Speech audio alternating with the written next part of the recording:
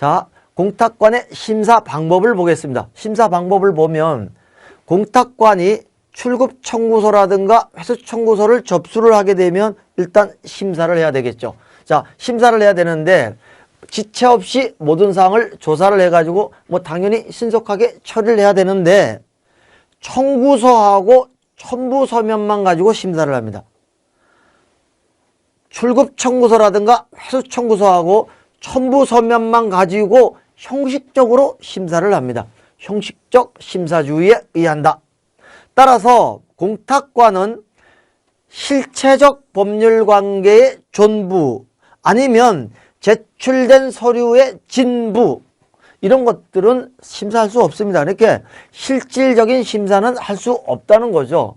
오로지 청구서하고 첨부 서면에 의해서 형식적으로 심사를 한다는 거죠. 자, 이런 것을 형식적 심사주의라고 부릅니다. 자, 이게 심사 방법입니다. 심사 방법은 간단하게 정리를 하면 공탁관은 청구서하고 첨부 서면만 가지고 형식적으로 심사를 한다.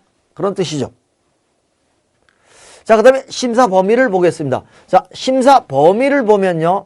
우선 청구서가 소정의 서식, 공탁서라든가 출급 회수 청구서는 다 정해져 있습니다. 그죠?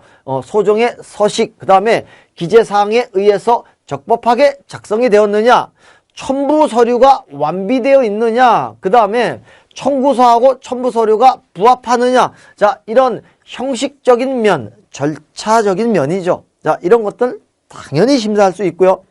그 다음에 청구서의 청구사유 기재하고 첨부 서류의 기재 내용으로 봐가지고 해당 청구자가 실체상 청구권이 있는 자이냐, 그 다음에 조건부 변제 공탁이 이루어졌는데 그 조건이 이행되었느냐, 이런 실체적인 면, 자, 이런 것까지 심사가 가능합니다.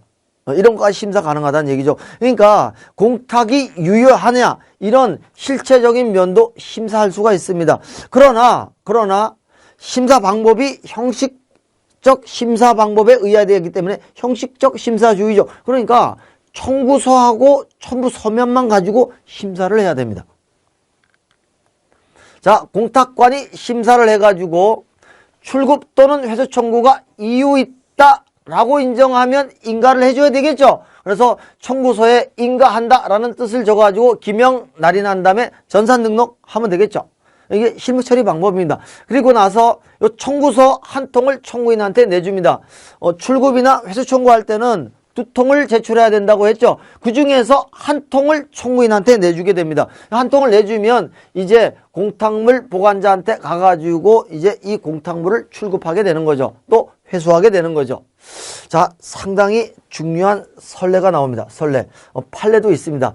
자, 공탁금이 이미 공탁금 보관은행에서 지급이 됐다는 거죠.